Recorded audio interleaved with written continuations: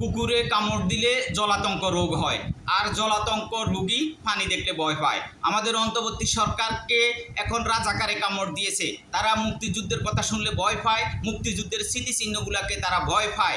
গত 1 বছর যাবৎ এই অন্তর্বর্তী সরকার মোহ সৃষ্টি করে বাংলাদেশের মুক্তিযুদ্ধের স্মৃতিচিহ্নগুলোকে তারা নষ্ট করে দিয়েছে, ধ্বংস করে দিয়েছে এবং মুক্তিযুদ্ধকে তারা নানাভাবে বিতর্কিত করেছে। তারা বাংলাদেশের স্বাধীনতাকে তারা সহ্য করতে পারছে না, মুক্তিযুদ্ধকে তারা সহ্য করতে পারতেছে না।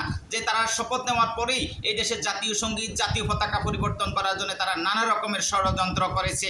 কারণ এই অন্তর্বর্তী সরকার 1971 সালে যে 30 লক্ষ মানুষ প্রাণ দিয়ে দেশটা স্বাধীন করেছে, তাদের রক্তের সাথে বেইমানি করেছে।